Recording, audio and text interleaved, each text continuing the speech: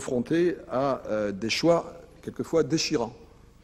Enfin, le cumul des mandats nuit à la qualité du travail parlementaire. Je n'irai pas jusqu'à dire, comme Guy Carcassonne, que le Parlement manque moins de pouvoir que de parlementaires ayant le temps nécessaire pour s'en saisir.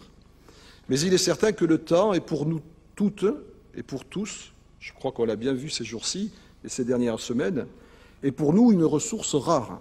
Et que plus nous nous consacrons à des mandats locaux, moins nous avons le temps de nous consacrer à toute l'étendue de nos compétences de parlementaires. C'est vrai pour le travail législatif, c'est vrai aussi pour les activités de contrôle du Parlement, celles-là même qui, dans les années à venir, sont appelées à se développer. Nous en parlons souvent, comme c'est le cas dans toutes les grandes démocraties aujourd'hui. De ce fait, le cumul des mandats aggrave le déséquilibre entre les pouvoirs, en affaiblissant encore un peu plus le pouvoir législatif, déjà fort encadré sous la Ve République, et des débats récents, notamment sur les retraites, l'ont une nouvelle fois tristement illustré. C'est pour répondre à tous ces inconvénients que le cumul des mandats a été progressivement, nous l'avons vu, encadré au cours des 2 dernières décennies. À 2 reprises, je constate que c'est la gauche qui a permis ces avancées. Ce fut d'abord le cas de la loi organique du 30 décembre 1985 qui a introduit dans le code électoral les premières limitations. Car, faut-il le rappeler, nous étions alors à une époque, on a cité souvent le cas de 2 personnalités fortes, M. Jean Le Canuet et M. Chandernagor, chacun d'un côté, qui... Je me limiterai à ces 2, Monsieur le Président. Nous étions à une époque où l'on pouvait être à la fois maire, président de conseil général, non mais eux avaient quand même la particularité d'illustrer d'une façon presque caricaturale ce phénomène de cumul des mandats. Alors on pouvait être à la fois maire, président du conseil général, président du conseil régional, sénateur, parlementaire européen, président d'agglomération et président de commission du Sénat. Ce fut le cas de l'un de ceux que je viens de citer.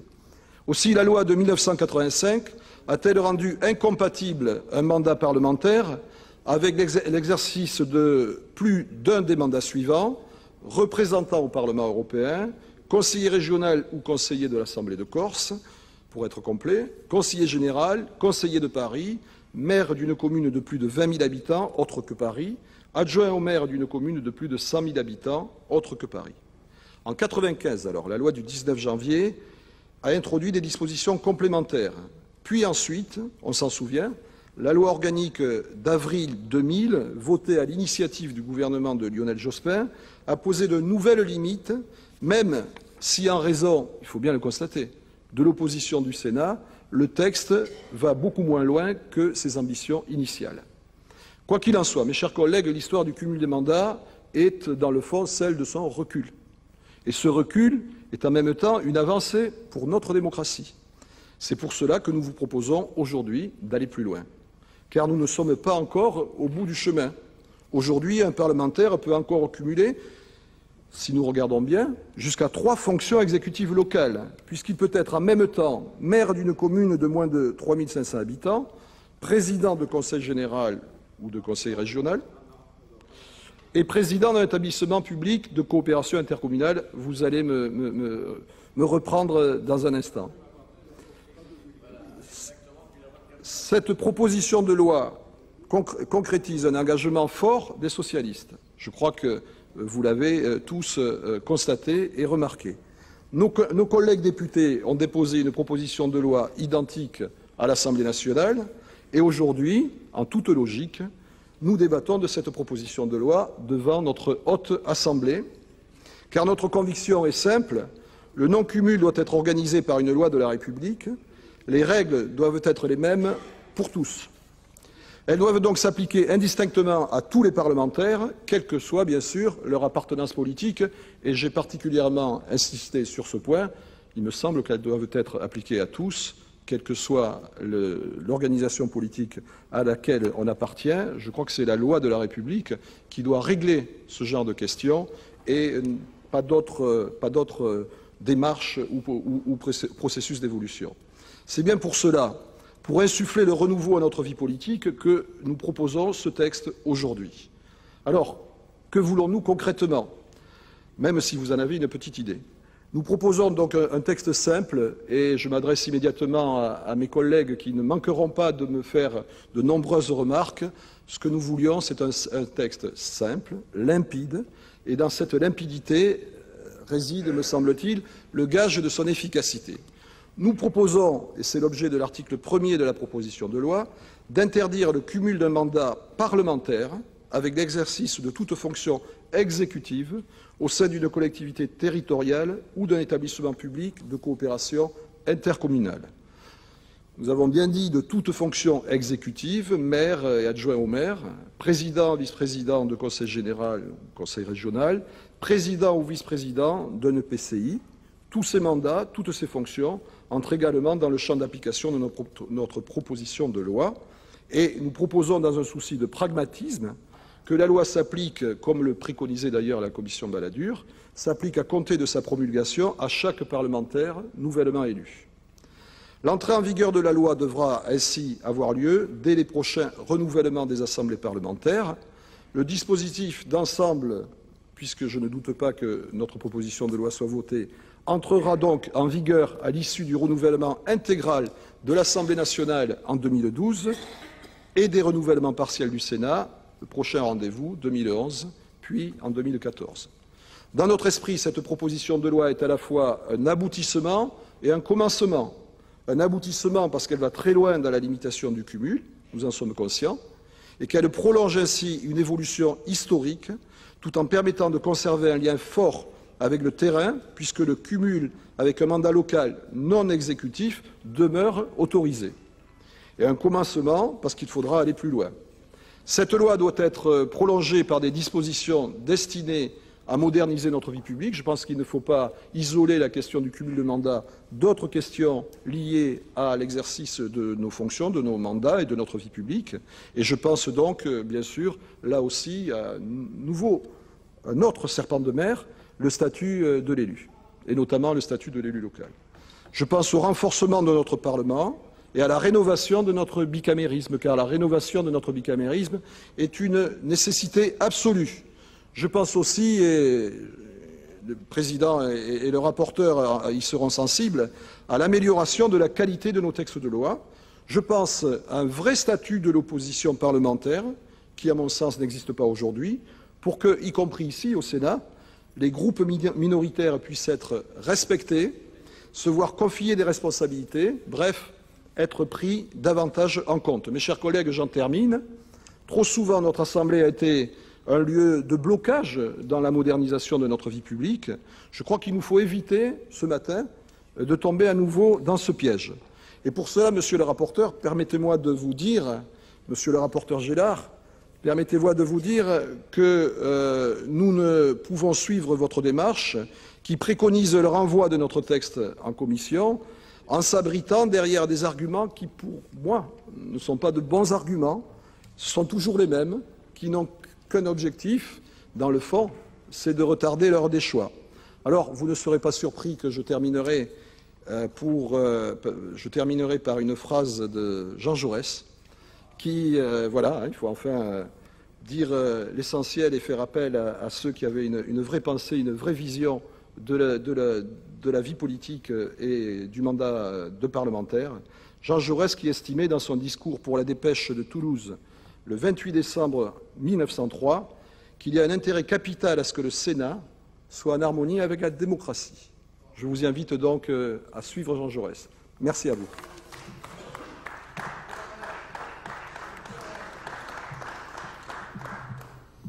La parole est à Patrice Gélard, rapporteur de la Commission des lois.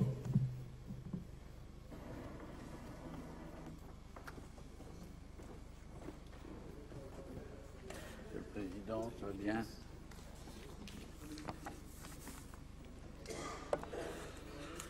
Monsieur le Président, Monsieur le Ministre, nous sommes donc saisis aujourd'hui d'une proposition de loi organique interdisant le cumul des mandats des parlementaires avec l'exercice d'une fonction exécutive locale. Cette proposition est déposée par le président du groupe socialiste, M. Jean-Pierre Bel, ainsi que la totalité des membres de son groupe. Alors il est bien évident que le texte qui nous est aujourd'hui proposé présente un intérêt réel. Et il convient de rappeler, comme l'a fait d'ailleurs Jean-Pierre Bel tout à l'heure, que le cumul des mandats a déjà jouer un rôle non négligeable en ce qui concerne nos travaux parlementaires, que ce soit avec l'adoption de la loi du 30 décembre 1985 limitant le cumul des mandats électoraux et des fonctions électives, aboutissant à la pose de deux principes. Le principe numéro 1 qui serait le suivant, un mandat national et un mandat local. Le principe numéro 2 qui serait un homme, deux mandats. Cette première loi de 1985 a été complétée par une seconde loi le 25 février 1992 qui limite cette fois-ci le cumul des indemnités en fixant à 1,5 fois le montant de l'indemnité parlementaire, le maximum de ce qu'un élu qui cumule plusieurs fonctions peut toucher.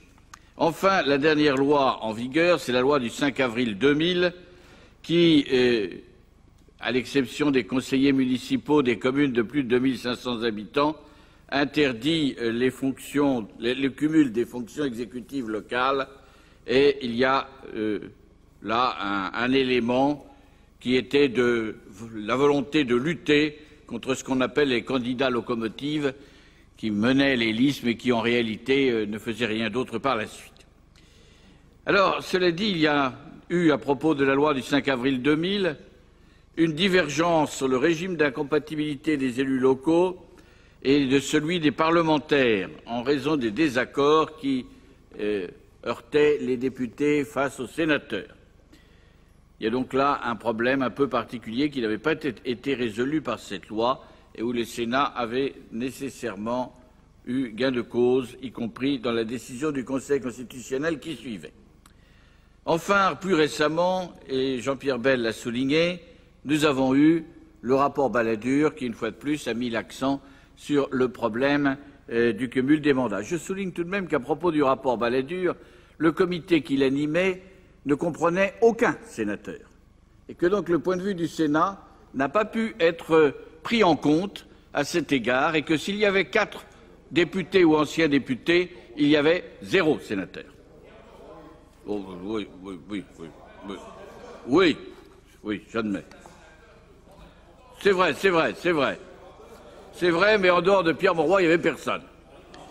Je souligne également qu'il n'y a pas eu unanimité, contrairement à ce qui a été dit, parce que certains des membres étaient absents au moment du vote. Eh oui, ce n'était pas l'unanimité. Bon, cela dit, en dehors de ce problème du comité Balladur, plus récemment, nous avons eu à l'Institut d'études politiques de Paris une réunion consacrée au cumul des mandats avec la participation notamment de M. Édouard Balladur, de M. Jospin, de M. Rocard et d'autres personnalités tout à fait importantes sur le cumul des mandats, où l'unanimité n'a pas été faite, mais où certaines propositions intéressantes ont été mentionnées, notamment celle qui consistait à penser qu'il faudrait des règles différentes en ce qui concerne les sénateurs et les députés. Je ne reviens pas sur ce colloque du Gévipar, je vous renvoie simplement aux travaux de ce colloque.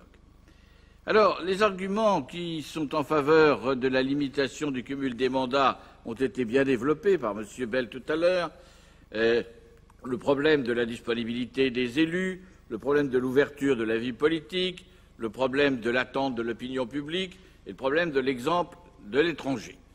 Je suis désolé de dire que les arguments en faveur de ces 4 éléments peuvent se retourner de la même façon qu'ils sont favorables, ils peuvent être parfaitement défavorables. La disponibilité des élus. Qui a démontré que les élus qui cumulent une fonction parlementaire et un mandat local sont moins présents au Parlement que ceux qui n'ont aucun autre mandat? La preuve n'existe pas, et on pourrait d'ailleurs ici même faire la démonstration que certains parlementaires qui n'ont pas de mandat local sont en fin de compte moins présents que certains parlementaires qui, eux, ont un mandat local. Donc la démonstration n'est pas convaincante sur ce point. Deuxième élément, l'ouverture de la vie politique. Alors, cela vient peut-être de ce que l'on a changé le déroulement de la carrière politique par rapport à l'époque de la Troisième République, où sous la Troisième République, il y avait tout un cursus qui commençait avec conseiller municipal, puis conseiller d'arrondissement, puis conseiller général, puis député, puis sénateur. Ça faisait toute une vie, naturellement. Nous avons un peu perdu cela de vue et nous avons plus cette espèce de déroulement quasi logique de la vie politique. Je me souviens du déroulement de la vie du président Coty, par exemple, qui a commencé comme conseiller municipal, puis conseiller d'arrondissement, puis conseiller général, et ainsi de suite. Nous avons perdu un peu cet élément et je ne suis pas du tout convaincu qu'il y ait ouverture de la vie politique. Il peut y avoir au contraire transfert d'un emploi élu à un autre et on retrouvera les mêmes personnes mais avec des fonctions différentes. Quant à l'attente de l'opinion publique, alors là, l'élément le plus contradictoire de cette attente de l'opinion publique, c'est que les sortants sont plus facilement réélus que ceux qui se présentent pour la première fois, et que de deux, on préfère avoir un sénateur-maire ou un député-maire que d'avoir un député qui ne soit pas maire de la commune où l'on réside. Il y a donc là un élément qui est la preuve que ce n'est pas tout à fait exact. J'y ajouterai qu'un certain nombre de nos collègues dans le passé, qui étaient des sénateurs remarquables, hyper présents, animant leurs commissions ou autres, mais n'étaient pas présents dans leur collectivité locale, ont été allègrement battus, alors que d'autres sénateurs ou d'autres députés qui, eux, étaient constamment dans leur circonscription électorale et jamais sur place à Paris, eux, ont été élus sans problème. Eh bien non, mais ça c'est le comportement de nos concitoyens qui préfèrent en réalité celui qu'ils voient à d'autres. Enfin, j'ajouterai, on nous sort toujours l'exemple de l'étranger qui est un faux exemple. Pour avoir étudié au nom du Sénat 13 parlements européens parmi les plus représentatifs. Sur ces 13 parlements européens, 2 seulement interdisent le cumul des mandats. 2, qui sont le Parlement grec, mais cela a été de pair avec la multiplication par 5 de l'indemnité parlementaire des députés grecs. Voilà. Et d'autre part, c'est le cas des parlementaires polonais, où les sénateurs polonais se plaignent amèrement d'avoir à représenter les collectivités territoriales alors qu'ils n'ont aucun contact avec les collectivités territoriales. Donc ce sont des mauvais exemples, en fin de compte, que de nous dire que l'étranger, c'est différent de la France. C'est faux. Alors il est vrai que dans un certain nombre de pays étrangers, il y a l'interdiction du cumul de fonctions exécutives, mais il n'y a pas interdiction de cumul de mandat local. C'est le cas de la plupart de nos voisins, c'est le cas y compris au Royaume-Uni, où il peut y avoir cumul de mandat local. C'est le cas de l'Allemagne, c'est le cas des États scandinaves, c'est le cas de l'Italie, c'est le cas de l'Espagne. Par conséquent, qu'on arrête de dire qu'il y a une spécificité française, il y a des pratiques différentes, mais il n'y a pas de spécificité française dans le domaine du cumul des mandats. J'ajoute une chose. Certains exemples sont contre-productifs. C'est le cas notamment de l'exemple américain. Vous savez que les gouverneurs américains ne peuvent pas être sénateurs ou être des membres de la Chambre des représentants. Mais par contre, la première chose que va faire un gouverneur, c'est faire en sorte qu'il puisse devenir sénateur. C'est-à-dire qu'il va tout faire pour que le sénateur sortant soit battu et que lui soit élu à la place. Alors nous avons un système qui risque d'aboutir à ce que nous ayons un parlementaire scotché au Parlement, ce que nous avons été ces temps derniers, d'ailleurs, il faut bien le dire, des parlementaires scotchés qui ne peuvent plus rien faire d'autre que d'être soudés à leur siège parlementaire et que, par contre, pendant ce temps-là, au niveau local, eh bien, on puisse tout faire pour faire qu'en sorte, au moment du renouvellement, il ne soit pas réélu. Alors, il y a donc, au contraire, une contre-indication dans certains cas. Et puis, il y a une tradition française importante qu'on ne peut pas modifier brutalement. Alors, ce que je voudrais dire, c'est que, certes, on l'a mentionné, nous sommes 739 parlementaires, députés et sénateurs, sur un peu plus de 900, c'est-à-dire en gros 7 parlementaires sur 9 sont élus locaux. C'est-à-dire l'immense majorité d'entre nous. L'exemple du Sénat que l'a cité notre collègue Bell tout à l'heure, eh bien, nous avons 5 présidents de conseils régionaux, 30 présidents de conseils généraux, 50 présidents de PCI et 114 maires. Par rapport à l'Assemblée nationale, 6 présidents de conseils régionaux, 19 présidents de conseils généraux, 117 présidents de PCI et 259 maires. Vous voyez que cela fait, rien que pour les fonctions exécutives les plus élevées, 500 d'entre nous qui sommes, en fin de compte, titulaires d'un mandat exécutif local, sans compter les adjoints au maire ou les vice-présidents de PCI. Donc, en réalité, la règle, c'est le cumul et non pas l'inverse pour l'instant. Alors, bien sûr, il faut peut-être lutter contre, mais la proposition de notre collègue Bell et du groupe socialiste me pose un certain nombre de problèmes que je vais tenter de résoudre avec la solution que je vous proposerai tout à l'heure.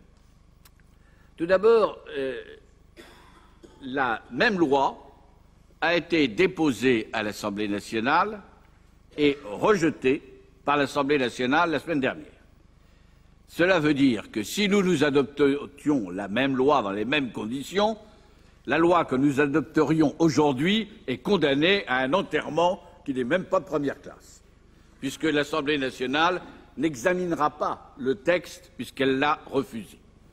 Donc ce serait un coup d'épée dans l'eau, même aussi important soit-il, que de dire le Sénat a voté un texte sur le cumul des mandats. Deuxième remarque, la proposition de loi organique comporte des ambiguïtés tout à fait réelles.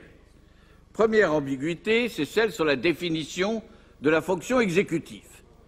Qu'est-ce que c'est qu'une fonction exécutive? Est-ce que c'est le fait d'être maire, président de conseil général, président de conseil régional ou président de PCI?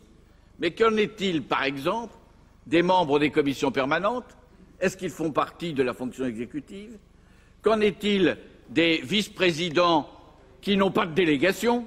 Je suis vice-président d'un EPCI, je n'ai aucune délégation.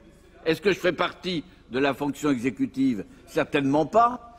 Ensuite, est-ce qu'un adjoint au maire qui n'a pas de délégation entre dans la fonction exécutive? Voilà une question qui n'est pas réglée et qui mériterait de l'être par la suite. Deuxième élément, le problème des incompatibilités ne peut pas être traité de façon aussi sectorielle, surtout à la veille d'une transformation assez profonde des collectivités territoriales, où nous allons avoir un conseiller territorial qui méritera un examen particulier en ce qui concerne les incompatibilités. De même, on ne peut pas brutalement viser les établissements publics intercommunaux, comme les communautés de communes ou les communautés d'agglomération, sans regarder de près le fonctionnement de ceux-ci et sans se rendre compte que les conséquences d'une telle loi risquent d'être extrêmement importantes. Quand, par exemple, le maire d'une communauté d'agglomération est le maire de la grande ville, il y a une logique. Si on interdit à l'avenir ce genre de choses, bien la logique disparaît et je ne donne pas lourd du bon fonctionnement des communautés d'agglomération ou des communautés de communes dans un certain nombre de cas. J'ajoute, et cela a été souligné par l'une des personnalités que nous avons auditionnées, que certaines communautés de communes ne fonctionnent que parce qu'un parlementaire est à leur tête. Autrement, ces communautés de communes n'arriveraient pas à fonctionner ou auraient une existence complètement anecdotique. Alors, voilà un problème qui est posé. De même, l'interdiction du cumul de toute fonction exécutive, est-ce que cela joue pour les toutes petites communes? Est-ce que l'on va dire que parce qu'on est maire d'une commune de 200 habitants, on ne pourra pas être parlementaire? Et enfin, comment est-ce que l'on pourra justifier du lien entre un sénateur représentant les collectivités territoriales à partir du moment où on va interdire tout lien avec ces collectivités territoriales et ce sénateur? Ensuite, un certain nombre de préalables ne sont pas réglés. Premier préalable, nous n'avons toujours pas d'étude d'impact sur le cumul des mandats. J'aimerais bien qu'on l'ait, que l'on voit les conséquences réelles que cela aurait sur le terrain. De même, deuxième élément, il faudra effectivement que dans l'hypothèse où cette loi un jour passera, que l'on ait une analyse précise du statut du président de conseil général, du président de conseil régional, du président d'un grand EPCI ou du maire d'une grande ville. Pour l'instant, le statut est insuffisant. Je rêve d'un statut comparable à celui du parlementaire qui éviterait justement un certain nombre de cumuls de fonctions parce que, dans l'état actuel des choses, certains parlementaires ne peuvent pas mener à bien leurs tâches s'ils n'ont pas un mandat local avec. Alors, il y a aussi d'autres éléments qui interviennent. Premier élément, nous avons une loi organique qui a été déposée au mois d'octobre dernier, la loi numéro 62, sur notamment le problème du cumul pour les établissements publics de coopération intercommunale. Donc on ne peut pas court-circuiter comme cela un projet de loi organique qui est déposé et qui, par conséquent, fera l'objet d'un examen dans un avenir proche. Ensuite, deuxième élément, je rappelle que nous allons être saisis au cours de l'année à venir de la codification, de la recodification du code électoral. C'est-à-dire que nous allons avoir à examiner la loi organique qui gère nos incompatibilités notamment, et d'autre part la loi ordinaire qui va refondre le code électoral qui est devenu une monstruosité et qu'il convient naturellement de revoir dans son ensemble. Alors là encore, nous aurons un nouveau rendez-vous. Alors plutôt que de faire un vote qui n'aurait pas de portée réelle, je vais vous proposer la solution suivante. La solution suivante, c'est de faire en sorte que la proposition de loi bénéficie d'un statut qui démontre qu'on ne veut pas l'enterrer, que l'on veut travailler cette question, mais dans un contexte plus vaste. Et nous avons des précédents qui démontrent que cela marche. L'exemple de la loi de Mme Bricq, qui a été revue hier et qui a fait l'objet d'une refonte avec la loi venant de l'Assemblée, proposition de loi venant de l'Assemblée nationale, démontre que lorsque l'on renvoie un texte en commission, on ne l'enterre pas, au contraire, cela permet de lui donner une vie nouvelle. Je préfère donc cette solution à celle qui consisterait à adopter une position qui serait immédiatement contredite par le vote de la semaine dernière de l'Assemblée nationale. Donc je vous proposerai, pour l'efficacité de la suite des opérations, que le texte proposé par le groupe socialiste soit renvoyé en commission. Merci, monsieur le rapporteur. La parole est à monsieur Michel Mercier, ministre de l'Espace rural et de l'Aménagement du territoire.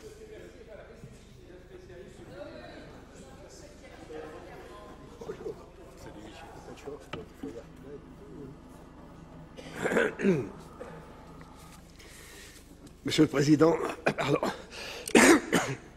Monsieur le Président, Monsieur le Président de la Commission des lois, Monsieur le rapporteur, Mesdames et Messieurs les sénateurs.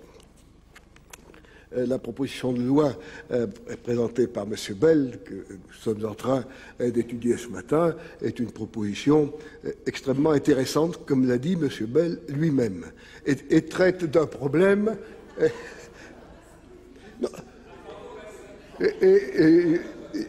Je souligne juste. Je souligne la position de M. Bell parce que ce n'est pas celle de tous les membres de son groupe. Et cela présente donc un vrai intérêt parce que, comme toujours, avant de venir, j'ai lu avec intérêt les travaux de la Commission des lois du Sénat. Il est toujours extrêmement intéressant et passionnant, avant de venir en discussion, de regarder comment la discussion a été préparée. Et le rapport de M. Gélard, mais également la séance de travail de la Commission est sur ce point extrêmement instructive et me permet tout à fait de dire ce que j'ai dit avec vérité. Mais ça peut arriver. Ça peut arriver, M. Bell, il n'y a aucun problème. La question du cumul est une question lancinante, souvent traitée avec hypocrisie, comme l'a dit M. Bell, c'est tout à fait vrai. Et puis, au fil du temps, avec des textes partiels qui arrivent parfois à des résultats pas toujours bien explicables. Moi, j'ai envie de poser une ou deux questions. D'abord, pourquoi est-ce que la situation française est si différente de celle que l'on peut trouver dans d'autres pays? Alors, on peut avoir beaucoup d'explications.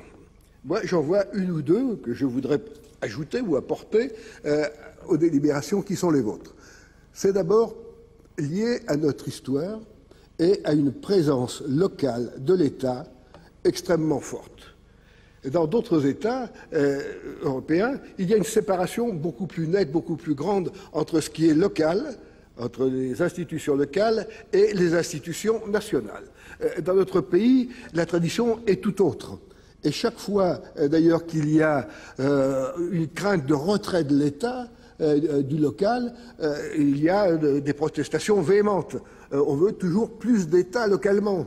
Il faut que l'État soit présent, il faut qu'il reste. Et il est bien certain que, dans ce cadre-là, pour pouvoir être pleinement efficace, le cumul s'impose. Celui qui n'est qu'élu local a beaucoup moins de pouvoir sur l'État local que le parlementaire. Et il y a, je crois, dans nos gènes, cette part de culture importante. Le cumul est vécu aussi, il faut bien le dire, comme un mode d'efficacité de la gestion locale. Et il est probable que si nous voulons aller plus loin dans l'interdiction du cumul, c'est très vrai que médiatiquement, beaucoup demandent moins de cumul ou la suppression du cumul. On dit que l'opinion publique est favorable à la suppression du cumul. Je note d'ailleurs que sur ce point, le doyen Vedel, avec la finesse d'esprit qui était la sienne, dans le rapport qu'il avait fait il y a quelques années, proposait le mandat unique, c'était la proposition 56, mais il disait être conscient que le mandat unique constituerait une rupture avec des pratiques anciennes et qu'il savait que l'opinion publique y est peut-être moins prête qu'elle-même ne le croit. Et que on s'aperçoit, si on rentre dans cette discussion, que la suppression du cumul, ça ne peut être qu'à la fin d'un long processus de décentralisation, où il y aura une plus grande distinction du local et du national, ce qui est loin d'être le cas aujourd'hui, parce que, pour des tas de raisons, mais une raison toute simple me vient à l'esprit, les raisons de financement local. Aujourd'hui, les collectivités locales dépensent, grosso modo, chaque année 200 milliards d'euros. Si on enlève les doubles comptes, ça fait à peu près 180 milliards d'euros. Et sur ces 180 milliards d'euros, l'État apporte 99 milliards d'euros. Et on voit bien que dans une situation comme celle-là, les élus locaux ont envie de peser le plus possible sur la façon dont sera organisée la répartition de ces sommes. Ce matin, dans la salle des conférences, j'ai rencontré des sénatrices et des sénateurs, ce qui est bien normal. Plusieurs d'entre eux m'ont abordé pour me parler de tel ou tel problème qui les intéressait. C'était chaque fois d'un problème local et des conséquences locales d'une décision nationale. Et on comprend bien que si le cumul est inscrit dans nos gènes de façon aussi profonde, c'est qu'il y a un certain nombre de raisons. Et que si on veut, en quelque sorte, supprimer ou atténuer ce cumul, il va falloir aller à la racine des choses, ce qui le justifie, ce qui l'a expliqué, même si aujourd'hui on cherche souvent d'autres règles. Puis il faut bien reconnaître aussi, et là je rejoins ce qu'a dit le doyen Gélard, que le mode de scrutin qui plaît aux Français, qui est inscrit dans nos gènes et qui nous a, presque depuis le début de la République, été notre mode de scrutin, c'est le scrutin uninominal majoritaire. Eh bien, on peut tourner les choses comme on voudra. Ce mode de scrutin implique naturellement que le candidat pour lequel on va voter soit connu. Et que cela, une des meilleures façons de se faire connaître, c'est bien entendu d'avoir déjà pu faire quelque chose et l'avoir démontré. Ce sont là, je crois, un certain nombre de points forts de notre système républicain qui conduisent à ce cumul. Et toutes les lois qui ont été votées jusqu'à ce jour n'ont été que des lois limitant, mais ne supprimant pas le cumul. Alors j'ai bien compris ce que souhaitait le groupe socialiste et FML, c'est interdire les fonctions exécutives et les fonctions parlementaires. Beaucoup de questions se posent, il les a lui-même posées, le rapporteur en a posé d'autres qui sont tout aussi intéressantes. Je crois que là aussi, nous avons devant nous un certain nombre de points qui vont faire avancer la question. Il est bien certain que l'institution du conseiller territorial apportera à la question du cumul une réponse. L'élu... je suis heureux de faire en sorte que Madame la Présidente Borvo participe enfin à ce débat avec un soutien habituel. Mais je voulais dire que, bien entendu, le conseiller territorial, il pourra être que conseiller territorial, parce qu'il sera occupé à temps plein sur son mandat local. Et qu'il y aura forcément un certain renouvellement de ce point de vue-là. Et qu'il faut tenir compte, en tous les cas, de cette innovation lorsque l'on aborde la question.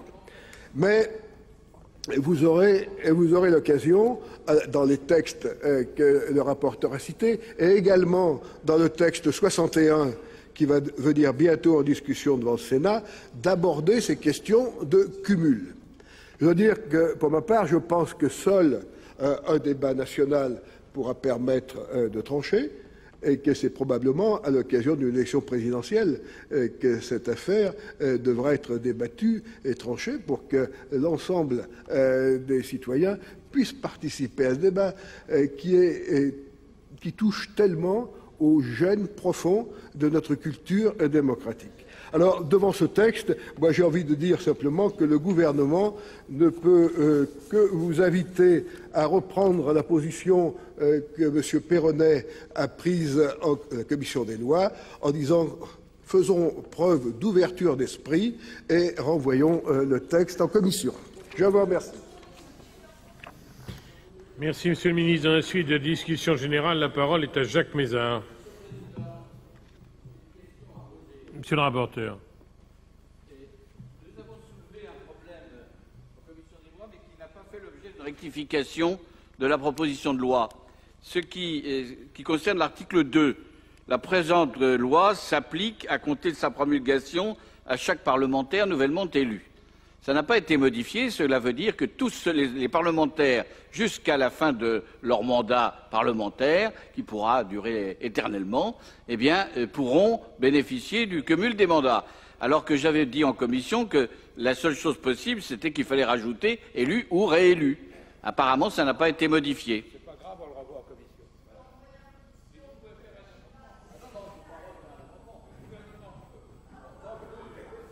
Monsieur Mézard.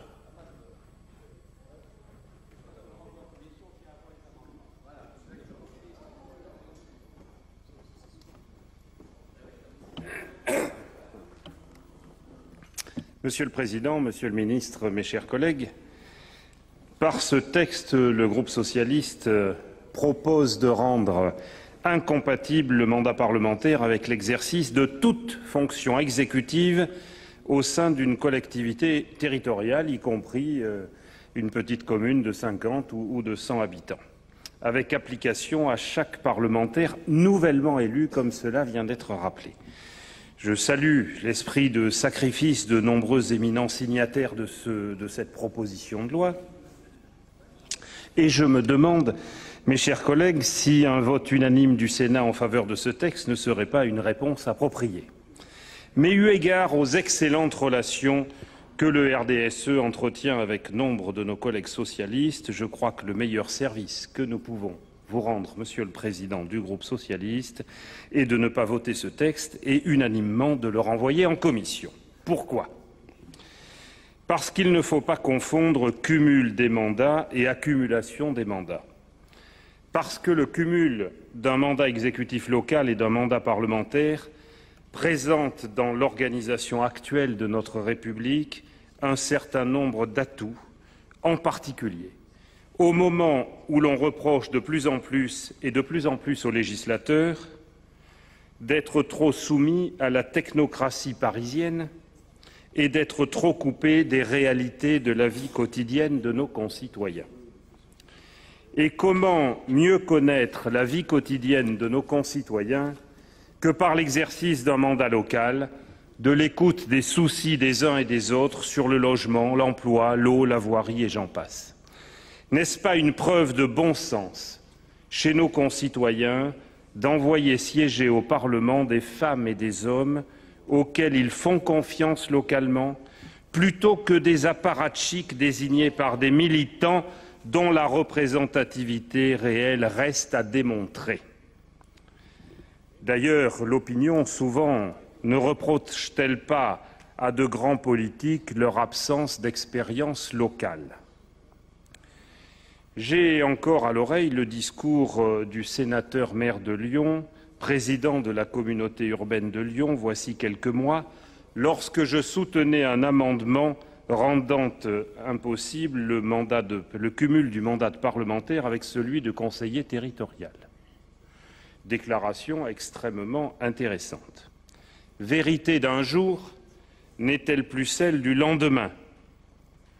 Et je peux prendre l'exemple d'autres éminents parlementaires. Je pense à Bègles, je vois notre collègue Boumedienne-Thierry, où le maire de Bègles est député, avocat, et je crois qu'on voit là la limite de certains exercices. Je crois que ce texte est excessif. Il veut manifestement répondre à des interpellations populaires, parfois populistes, sur le travail des élus. Lorsque le gouvernement, Monsieur le ministre, pour faire passer la pilule de la réforme des collectivités territoriales, clouait au pilori les élus trop nombreux et trop coûteux, ou récemment utilisé indirectement la retraite des parlementaires pour dévier le débat, n'y avait-il pas une certaine similitude? Je suis de ceux, avec mon groupe, qui considèrent qu'une majorité des élus de cette nation sont intègres, qu'une grande majorité de ces élus se consacrent au service public et à l'intérêt général. Cela ne veut pas dire que tout va bien. Cela ne veut pas dire qu'il ne faut pas réaliser des réformes profondes, mais pas de cette manière. Et puis, vraiment, faut-il toujours se caler sur les exemples étrangers? nous nous glorifions de l'exception culturelle française. Bon, il ne serait pas mauvais dans certains cas de se glorifier d'autres exceptions et de ne pas considérer toujours que c'est à l'extérieur de nos frontières que tout est bien et que chez nous tout serait mal. Oui, mes chers collègues, il convient de mettre fin à l'accumulation de certains mandats exécutifs ou non, à la possibilité d'être maire et président de PCI et parlementaire, j'en conviens, à l'accumulation de présidences de SDIS, de syndicats mixtes, de SEM, bientôt de SPL. N'est-il pas temps, aujourd'hui aussi, d'interdire le cumul du mandat de parlementaire avec des mandats d'administrateur de grandes sociétés industrielles, avec l'exercice du métier d'avocat d'affaires, et j'en passe. Mais n'est-il pas aussi temps de poser fermement et clairement le problème de l'absentéisme parlementaire, en relevant tout d'abord qu'il n'y a pas, comme l'a rappelé le rapporteur, de corrélation évidente entre cumul de mandats et absentéisme. Nous connaissons des collègues exerçant un mandat exécutif local et qui sont très présents au Sénat. Nous en connaissons d'autres sans mandat exécutif local et absents de nos hémicycles. Je ne parle pas de ce matin, parce que ce serait un affront au groupe UMP. Eh bien, cette situation n'est pas tolérable. L'absentéisme chronique doit être sanctionné, d'ailleurs le règlement le permet, mais pas assez. L'absentéisme systématique doit entraîner la déchéance du mandat, si on veut être clair. Et puisque ce texte se veut en harmonie avec ce qui serait l'expression de la demande de l'opinion publique, pourquoi hésiter à aborder la question du renouvellement des mandats? Est-il raisonnable, aujourd'hui, de constater que tel ou tel assume pour la 4e, voire la 5e fois, parfois la 6e, le même mandat exécutif? Et je ne parle pas des petites communes. Est-ce de cette manière que l'on assure la montée des générations nouvelles? Ne faut-il pas envisager de limiter à 3 fois l'exercice consécutif du même mandat, peut-être à 2? Voilà, mes chers collègues, sur l'accumulation des fonctions, des mandats, sur l'absentéisme, sur le renouvellement des mandats, des pistes de réforme profondes qui n'attendent que la volonté du législateur.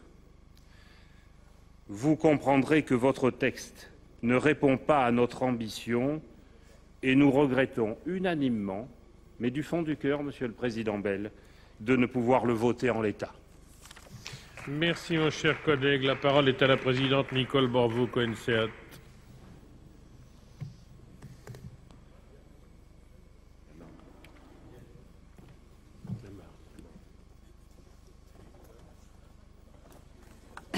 Merci, Monsieur le Président. Alors, pourquoi le temps de cumul en France? Eh bien, parce que en France, le pouvoir, tant politique qu'économique, est extrêmement concentré dans les mains d'un petit nombre.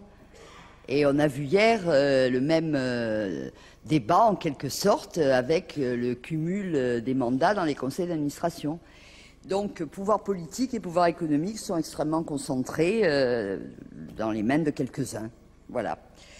Alors, concernant la proposition de nos collègues, lors du débat parlementaire sur la réforme constitutionnelle de juillet 2008, mon groupe avait souhaité inscrire dans la Constitution le principe de la limitation ou de l'interdiction du cumul de certains mandats. Vous avez rejeté notre amendement. Pourtant, il ne contredisait pas, au contraire, la proposition émise par le comité Balladur, laquelle correspond d'ailleurs à la proposition de loi de nos collègues du groupe socialiste. Mais il faut bien constater que la réforme constitutionnelle a tourné le dos tant à une revalorisation de la fonction parlementaire, pour employer les termes du comité, qu'aux aspirations démocratiques de nos concitoyens qui n'étaient pas dans le comité Balladur, mais en tout cas, pour notre part, que nous souhaitons. Je soutiendrai la présente proposition de loi parce qu'elle s'inscrit dans l'exigence de démocratisation de la vie politique. Vous nous dites, Monsieur le rapporteur et Monsieur Mézard, que cette proposition n'a pas lieu d'être aujourd'hui, lieu d'être adoptée, vous lui opposez le renvoi en commission. Permettez-moi de réfuter un certain nombre de vos arguments. Vous faites état d'un lien nécessaire avec la réforme des collectivités territoriales. Mais précisément, cette réforme, si elle était votée et appliquée, mettra en œuvre un cumul des fonctions départementales et régionales jamais vu avec la création des conseillers territoriaux. Là, on est dans le cumul vraiment poussé. Et d'ailleurs, je constate que nombre d'élus s'y opposent. Vous évoquez l'état ambivalent de l'opinion publique sur la question des cumuls de mandats et plus globalement dans leur rapport aux élus. On perçoit chez eux à la fois de la confiance, voire de l'attachement, surtout à l'égard des élus de proximité d'ailleurs, parce qu'on constate aussi beaucoup de défiance à l'égard de la classe politique dont ils parlent, comme des professionnels de la politique. Et je suis vraiment peinée de vous dire vous avoir dit et de vous redire à plusieurs reprises que, de ce point de vue, les parlementaires sont quand même les plus mal lotis, puisqu'ils sont les plus mal considérés de nos concitoyens. Permettez-moi de déplorer ici les propos du président de la République, renouvelés en Eure-et-Loir jeudi dernier, sur l'importance qu'il y aurait à diminuer le nombre des élus. Le président de la République trouve que les pouvoirs ne sont pas assez concentrés sur quelques élus, donc il veut les diminuer encore. Pour tenter de justifier sa réforme, n'a-t-il pas affirmé, contre toute vérité, qu'il coûte trop cher? Ce faisant, il délégitime l'action des élus et nourrit précisément la défiance de nos concitoyens. Vous avez évoqué aussi, monsieur le rapporteur, un texte incomplet, partiel. Certes, il est incomplet si on considère, comme je le fais, qu'il faut aller plus loin et revoir dans leur globalité le mode d'élection des parlementaires. Ils ne sont d'ailleurs pas les seuls concernés et les conditions attachées à leur mandat. Le cumul des mandats concerne tous les partis politiques, sans exception. Là-dessus, on va être d'accord, c'est un fait. Il est la résultante d'un système électoral qui le favorise et qui dessert le pluralisme, l'absence de proportionnel à plusieurs élections ou encore celle d'un statut de l'élu incite les partis politiques à resserrer leur candidature autour de candidats déjà installés, si vous me permettez l'expression. Il est difficile d'y échapper. Le cumul des mandats est plus largement la résultante d'un système institutionnel qui a pour objectif de maintenir le pouvoir dans les mains de ceux qui l'ont déjà. Il est urgent de partager ce pouvoir avec nos concitoyens si nous ne voulons pas faire perdurer l'actuelle crise grave de la représentation politique. Aujourd'hui se creuse un fossé entre nos concitoyens et ceux qui sont censés les représenter. Il y a crise parce que les décideurs économiques et politiques ne répondent pas aux attentes populaires. L'actualité en témoigne avec la réforme des retraites. Comment nos concitoyens ne se sentiraient-ils pas plus ou du moins mal représentés, a fortiori quand dans sa composition, le Parlement n'est absolument pas représentatif de la société telle qu'elle est. J'ai eu déjà l'occasion d'exprimer ici combien cette déformation systématique est un des problèmes majeurs de notre démocratie. Il n'y a pas d'ouvriers au Parlement, il n'y a pas de représentants de minorités visibles, il n'y a pas de jeunes, le Parlement est de plus en plus vieux. La moyenne d'âge au Parlement, en tout cas à l'Assemblée nationale, n'a fait que croître depuis la Libération. C'est bien une question de fond à laquelle vous refusez de répondre, celle d'une véritable démocratisation des institutions. C'est là que réside l'intérêt ou non d'interdire le cumul des mandats, comme la question du renouvellement des mandats. Cette démocratisation implique d'affirmer la primauté de la citoyenneté sur l'expertise, la déprofessionnalisation et la dénotabilisation de la fonction politique et par conséquent la participation d'un nombre beaucoup plus grand de citoyens à des mandats électifs, ce qui implique de prendre les mesures qui s'imposent, scrutin proportionnel, statut de l'élu, citoyenneté de résidence et concernant les mandats, leur limitation en nombre et en durée pour permettre une rotation plus fréquente et donc plus démocratique de l'exercice des responsabilités électives. Vous évoquez le risque d'une professionnalisation des fonctions d'élus si étaient prohibés les cumuls de mandats, les apparatchiks élus. Vous craignez que les parlementaires ne soient coupés des réalités de la vie locale. Ce serait effectivement dommageable, mais pourquoi ne pas penser que le fait d'avoir des mandats successifs, d'avoir un mandat local exécutif et ensuite un mandat parlementaire et de ne pas cumuler les deux serait moins instructif que de cumuler des fonctions qui font qu'on les fait toutes moins bien.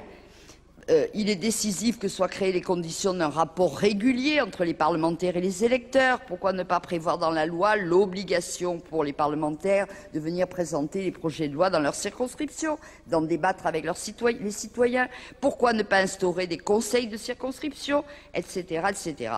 Il est de la responsabilité des législateurs que nous sommes d'inventer des formes nouvelles d'immersion dans la vie locale, ayant en outre l'avantage d'associer la population aux choix qui les concernent. Vous le voyez, mon soutien à cette proposition de loi n'est pas une simple question de principe, il se fonde sur une conception profonde, l'urgence d'une démocratisation de la vie politique dans tous ses aspects.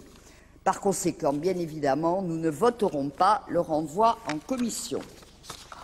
Merci, ma chère collègue. La parole est à Yves Détraigne.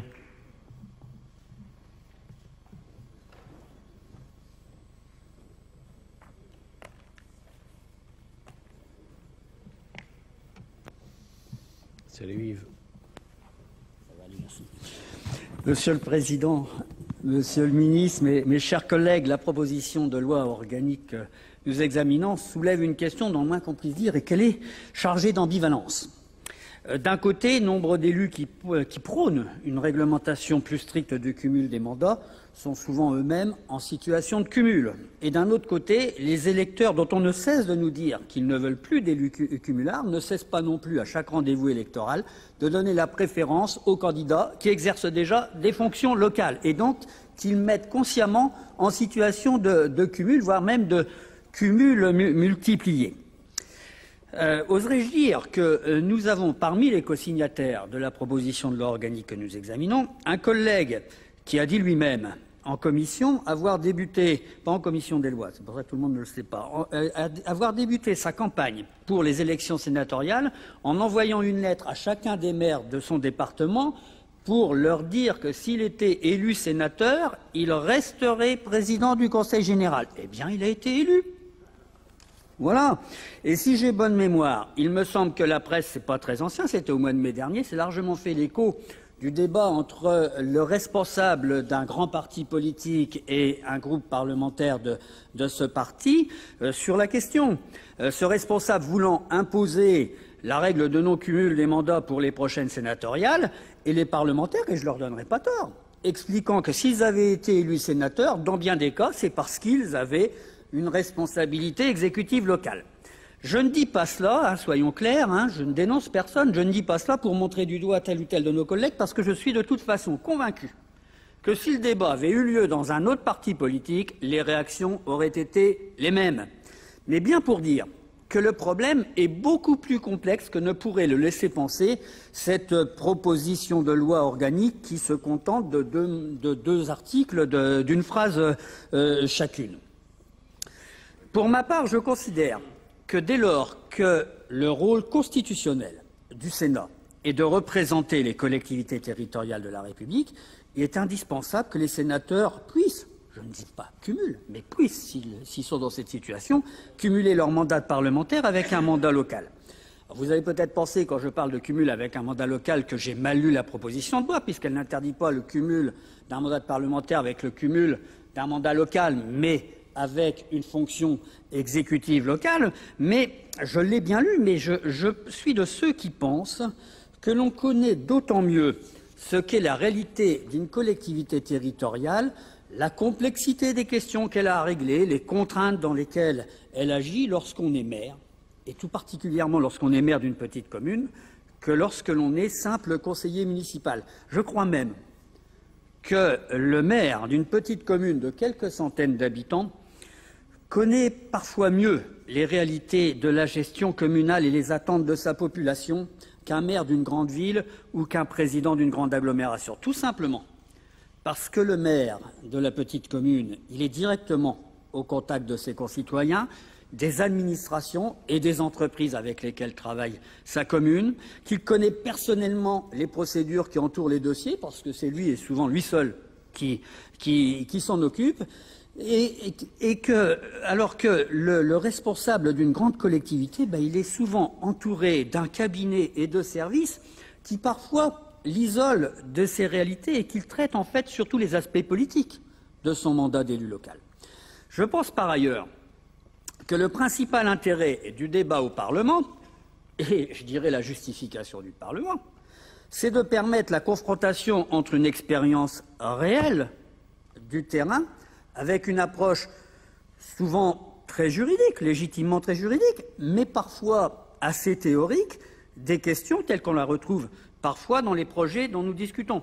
Je ne dis pas ça pour critiquer, oui je suis trop long, excusez-moi Monsieur le Président, je ne dis pas ça pour critiquer les commissaires du gouvernement qui entourent le ministre, je suis moi-même issu de la même école que beaucoup d'entre eux. Mais je considère que les parlementaires savent d'autant mieux ce qu'on peut mettre ou ne pas mettre dans une loi, ce qu'on peut faire ou ne pas faire sur le terrain, qu'ils exercent des responsabilités d'élus locaux. Rien ne peut remplacer l'expérience du terrain, et particulièrement au Sénat. Cette approche ne veut pas dire que je considère que tout va très bien et qu'il n'y a rien à changer aux règles existantes en matière de cumul. Non, je pense simplement qu'on ne peut pas limiter la question du cumul à celle du cumul entre un mandat parlementaire et une fonction exécutive locale. Certaines responsabilités dont on ne parle pratiquement jamais dans cette réflexion sur le cumul sont pourtant aussi prenantes, sinon plus, pour un élu que la responsabilité d'un exécutif local, surtout si c'est celui d'un exécutif d'une petite commune. Je pense notamment qu'on peut parfois se trouver dans une situation proche du conflit d'intérêts.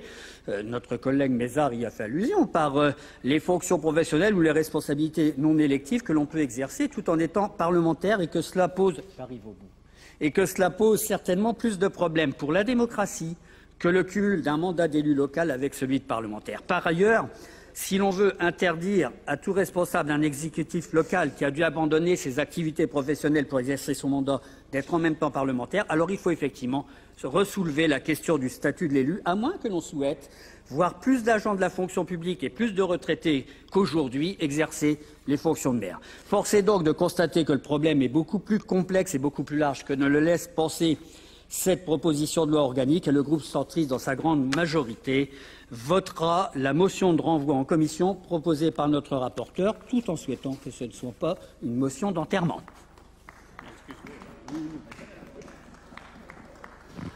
La parole est à Simon Sutour.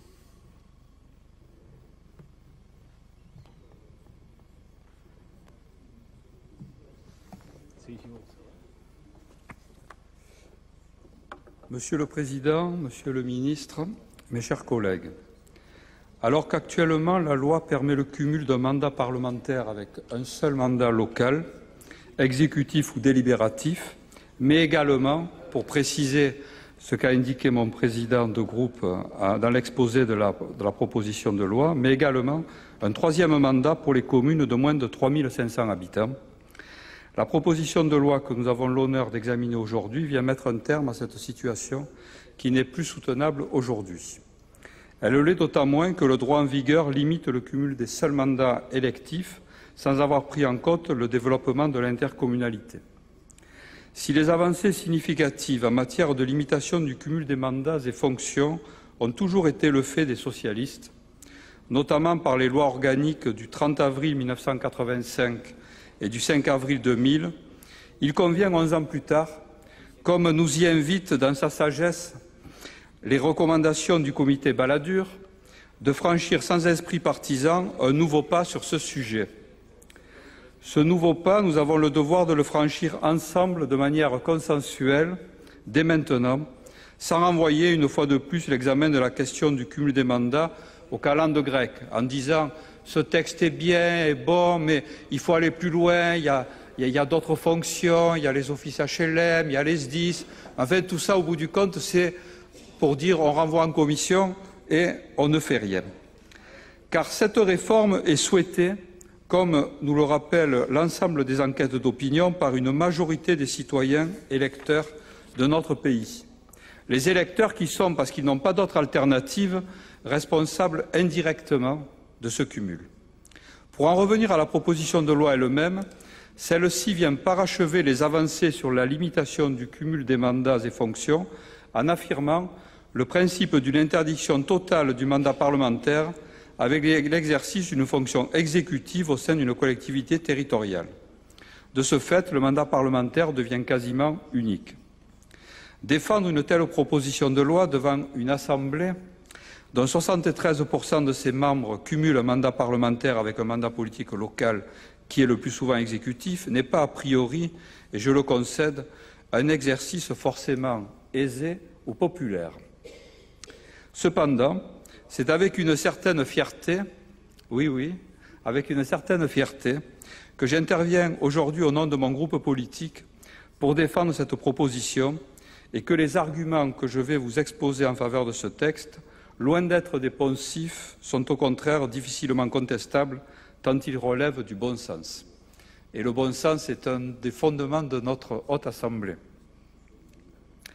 Ceci dit, nul ne doit ici se sentir stigmatisé ou jugé. Il n'est pas question du passé, mais il est question de l'avenir. Cette proposition d'interdiction du cumul de mandats parlementaires avec l'exercice d'une fonction exécutive locale va dans le sens de l'histoire. Vouloir lutter contre cette idée progressiste est un combat d'arrière-garde. Pour illustrer mon propos, je vous rappelle, et cela a été fait précédemment, qu'il y a 25 ans, il n'était pas rare de voir un élu sénateur, président du Conseil général, président du Conseil régional, président d'une agglomération et député européen. Cela paraît aujourd'hui inimaginable et il a fallu passer par la loi pour aboutir à ce résultat.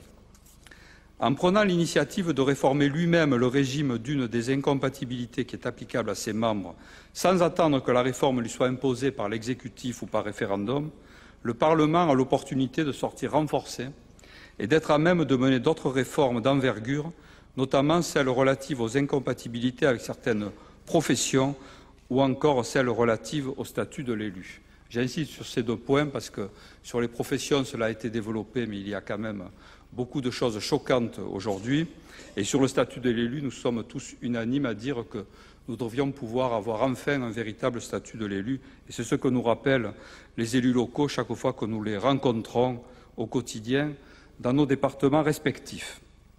Car nous ne pouvons pas, effectivement, faire l'économie d'une réforme complète du statut de l'élu et la limitation du cumul des mandats n'est qu'une première étape. Notre organisation institutionnelle a servi d'exemple et de base à bien des pays soucieux de bâtir des démocraties fortes et vivantes. Or, force est de constater que nous sommes aujourd'hui à la remorque des grandes démocraties que nous avons autrefois influencées, en tout cas dans ce domaine. Nos institutions, en maintenant le cumul des mandats, sont désormais dépassées et elles contribuent à une certaine atonie de notre démocratie. Il est de notre devoir de leur redonner un nouveau souffle. Limiter le cumul des mandats en est la première étape indispensable pour que cesse la désaffection des citoyens pour la chose publique. Les Français aspirent de plus en plus à être représentés par des élus qui leur ressemblent. Plus d'élus femmes, plus de jeunes, plus de salariés du privé, de fonctionnaires des catégories B et C, des ouvriers, des agriculteurs, voilà le défi aujourd'hui. Le pouvoir doit être partagé, les mandats électifs et les fonctions aussi. Parce que le vote d'une telle loi permettrait d'ouvrir justement l'exercice des responsabilités à un nouveau public, cela aurait pour conséquence immédiate de revaloriser l'ensemble des mandats électifs. Ce serait la fin des élus pressés, fatigués, surmenés, qui, au lieu de faire, font souvent faire par leurs collaborateurs ou leur administration, si bien qu'in fine, le pouvoir leur échappe au profit de la technostructure. Et vous savez bien, mes chers collègues, que ce que je décris est une réalité. Car le défaut majeur de nos institutions est de ne jamais anticiper les conséquences collatérales des lois et règlements qui sont chaque jour promulgués. Le développement de la décentralisation ces 30 dernières années en est l'illustration la plus criante. En effet, les transferts de compétences accumulés ont transformé l'exercice d'une fonction exécutive locale à une fonction demandant, compte tenu des responsabilités, de la complexité de l'environnement juridique et des budgets en jeu, d'être exécutée à plein temps. D'autant plus que s'y est ajouté depuis le développement des structures intercommunales que le régime actuel de limitation des cumuls n'a pas pris en compte. Tous les arguments des défenseurs du cumul sont connus et beaucoup arguent de l'importance pour les parlementaires de garder un lien direct avec un territoire donné, faute de quoi les parlementaires seraient soi-disant coupés des réalités du terrain. En fait, Et vous le savez, la vérité, et peu sont ceux qui l'admettent, que le cumul des mandats permet, voire facilite la réélection et assure une certaine longévité politique, ainsi qu'une certaine sécurité financière. Et comme le souligne très justement Guy Carcassonne, s'il n'est pas interdit, il devient politiquement obligatoire. Il faut rompre ce cercle vicieux. Je peux d'ailleurs, au regard de ma modeste propre expérience, rassurer certains ici ou ailleurs, le mandat unique n'est pas un obstacle à la réélection, au contraire. Vouloir séparer strictement le mandat parlementaire de toute fonction exécutive locale est, je le crois, un retour à la lettre de notre Constitution. Le parlementaire légifère et contrôle l'action du gouvernement. Il est à ce titre le garant de l'intérêt général. Or, trop souvent, les intérêts particuliers prennent le dessus. La tentation est grande et bien légitime d'agir d'abord pour sa ville, son agglomération, son département, sa région, puis ensuite pour l'intérêt général. Les gouvernements successifs, quelles que soient leurs étiquettes politiques, s'accommodent d'ailleurs merveilleusement bien du cumul des mandats. Avoir des parlementaires à temps partiel est en quelque sorte une situation idéale. Les parlementaires votent à flux tendu des textes dans l'urgence, contrôlent peu et n'évaluent pas du tout.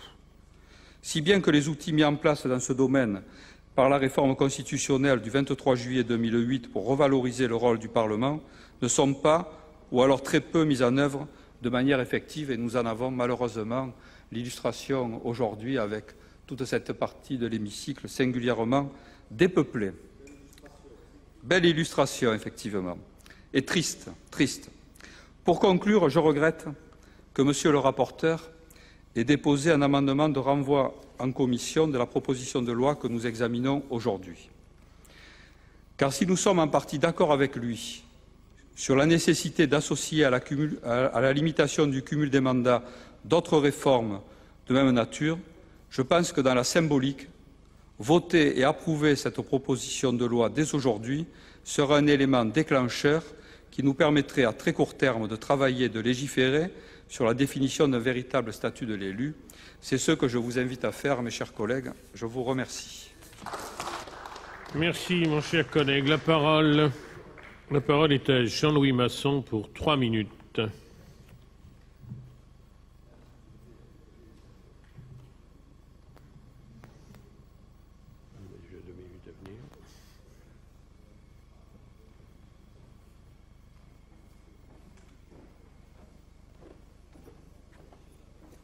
Monsieur le Président, Monsieur le Ministre, chers collègues, le cumul de mandats et son corollaire direct, l'absentéisme parlementaire, sont deux particularités bien françaises. Deux particularités affligeantes qui nuisent au bon fonctionnement de la démocratie. Toutefois, pour un parlementaire, le problème est moins le cumul de mandats en général que surtout le cumul de très lourdes fonctions exécutives locales qui sont déjà par nature des activités à plein temps. La charge de travail pour un mandat de simple conseiller municipal ou de simple conseiller général est très ponctuelle. Elle n'a absolument rien à voir avec l'activité de maire ou de président de conseil général.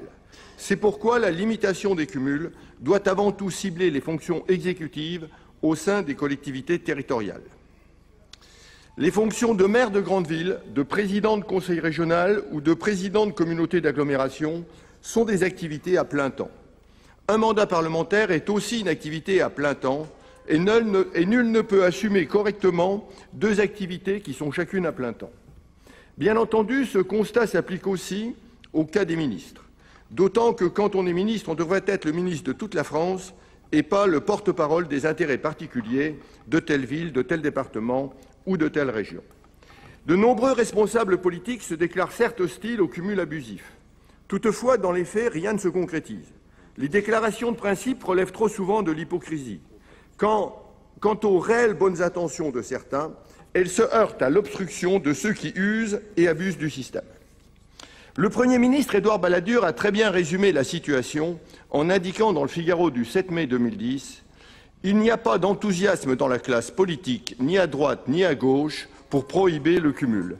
Si on veut progresser, il ne faut pas se référer à la bonne volonté, il faut que la loi intervienne. » Monsieur Balladur a raison.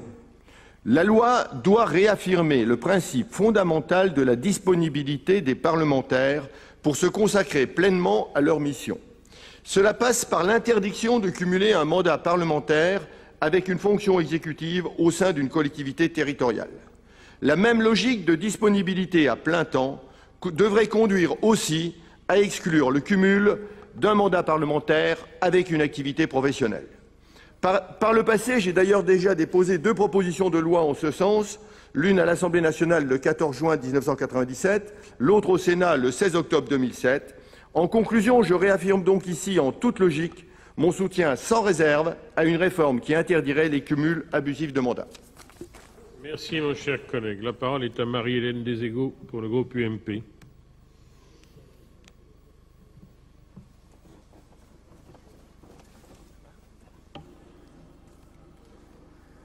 Monsieur le Président, Monsieur le Ministre, Monsieur le rapporteur, mes chers collègues, nous voici de nouveau saisis ce matin d'une vraie question pour laquelle le groupe socialiste nous propose une mauvaise réponse. C'est une vraie question parce que les fonctions électives que nous exerçons les uns et les autres sont de plus en plus chronophages. Cela vaut pour le mandat parlementaire, mais aussi pour les mandats exécutifs locaux. C'est une vraie question parce que les fonctions électives exigent de plus en plus de professionnalisme. Dans ces fonctions, comme ailleurs, c'est la compétence professionnelle qui fait la différence. Si ce professionnalisme fait défaut, c'est alors l'administration qui commande et la démocratie est altérée. C'est une vraie question, enfin, parce que nos fonctions sont de plus en plus exigeantes. Nos concitoyens exigent de nous de plus en plus de proximité, de disponibilité et d'immédiateté. Cela étant, la réponse que le groupe socialiste nous propose n'est pas une bonne réponse. La question du cumul des mandats ne concerne pas seulement les parlementaires, elle concerne également les élus locaux. En tant que sénatrice aujourd'hui, mais ancienne députée et aussi maire d'une commune de près de 20 000 habitants, je puis vous dire que l'intérêt général que je défends au Parlement pour l'ensemble des Français et l'intérêt général au service de mes concitoyens municipaux ne sont pas antagonistes. Bien au contraire, cette double fonction enrichit l'intérêt général au sens propre. Je pense que si j'étais seulement parlementaire, le risque serait grand de devenir simplement un technicien du droit. Si cumul il y a, on oublie d'ailleurs de dire qu'en France, on a plus de 550 000 élus locaux, et c'est indiscutablement et sans pareil, c'est considérable.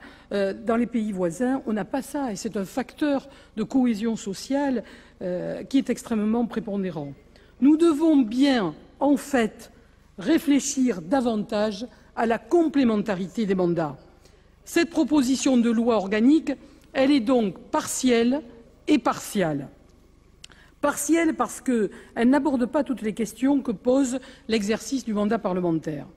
Partielle parce qu'elle se contente de fustiger, en utilisant un vocabulaire ad hoc, un vocabulaire, je dirais, consacré en la matière, mais qui ne reflète absolument pas correctement la réalité de la pratique.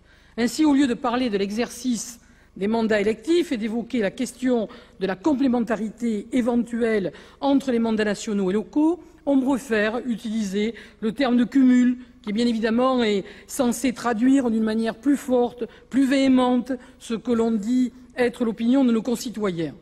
Il paraît que l'opinion serait ainsi vent debout contre ces cumulards patentés qui dénatureraient la démocratie, alors même qu'une courte majorité seulement des Français, 44% contre 42%, préférerait que les parlementaires n'exercent qu'une fonction.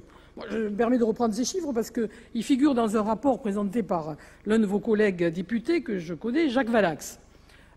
Et c'était sur des chiffres sur un sondage BVA Orange l'Express du 21 mai 2008. Par ailleurs, lorsqu'on peut plus de 70% des Français disent vouloir un maire à temps complet, est-ce que cela signifie vraiment qu'ils voudraient que le maire de leur commune, non seulement ne cumule pas cette fonction avec celle d'un mandat parlementaire, mais cesse également toute activité professionnelle pour se consacrer exclusivement aux affaires de la commune? Moi, c'est en fait, je crois, dans ce type de remarques, la marque de leur attachement à ce poste de proximité. Et il ne faut pas essayer d'y faire davantage référence. Quand certains affirment qu'un maire parlementaire n'est en fait ni l'un ni l'autre, et qu'une telle situation illustre la dictature de l'administration, moi je salue le respect et qu'une telle situation illustre la dictature de l'administration. Je salue le respect dont il est ainsi fait preuve à l'égard des maires adjoints, des vice-présidents, des conseillers délégués de toutes les assemblées que nous présidons et qui, me semble-t-il, exercent à leur niveau, avec la conscience et la qualité que l'on sait, des fonctions exécutives au nom de la commune, de la même manière que le ferait le maire ou le président d'une assemblée départementale ou régionale. La question est plus vaste et plus complexe que ne veut nous le faire croire cette proposition de loi. Et cette question doit probablement être présentée sous une forme plus neutre, plus paisible, plus ouverte. J'aspire pour ma part à un vrai débat sur la question de la complémentarité des mandats. Et je donnerai 2 exemples justifiant que l'on présente plutôt les choses de cette manière. Premièrement, les débats sur la réforme de la fiscalité locale. Je rappelle tout le travail que nous avons effectué ici, au Sénat, mais aussi à l'Assemblée nationale. Aurait-il été de la même qualité si dans les 2 assemblées, des parlementaires aguerris à l'exercice des responsabilités locales n'avaient apporté leur contribution essentielle?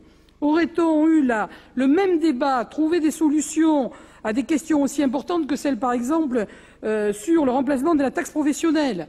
Un autre exemple, lors de l'examen du projet de la réforme territoriale, aurions-nous été si capables de défendre nos points de vue respectifs, quels qu'ils soient d'ailleurs, si nombre d'entre nous n'avaient pas exercé des responsabilités au niveau de plusieurs instances locales, étant de ce fait à même de juger de l'opportunité de la réforme, de la pertinence de son contenu et des modifications à lui apporter. Ne vous y trompez pas. L'opinion publique a d'autres préoccupations que celle de vous voir mettre fin à ce que vous appelez le cumul, au motif que cela permettrait à nos 2 assemblées de mieux travailler. Et ne mentons pas à nos concitoyens en affirmant que si les députés et les sénateurs n'exercent pas d'autres mandats, ils siégeront continuellement au sein de leur assemblée. Mais disons en revanche que moins attachés au terrain, moins issus de la réalité de notre démocratie vivante, de cette république de proximité à laquelle nous sommes tant attachés, ils seront probablement plus attachés aux partis politiques qu'ils ne le sont aujourd'hui. Et moi, je ne veux pas revenir à un gouvernement de la France par les partis. Je préfère laisser les électeurs choisir leurs représentants. Finalement, les sénateurs ont voté le renvoi en commission de cette proposition de loi. Il leur est apparu prématuré de trancher la question du cumul des mandats alors que la réforme des collectivités territoriales est toujours en cours d'examen. Ce texte pourrait avoir un impact important sur le statut de l'élu local avec la création du conseiller territorial. La séance en VOD, c'est sur notre site publicsénat.fr. Prochain rendez-vous de l'actualité politique et parlementaire, les journaux de 19h et de 22h. Très bonne fin de journée sur Public Sénat.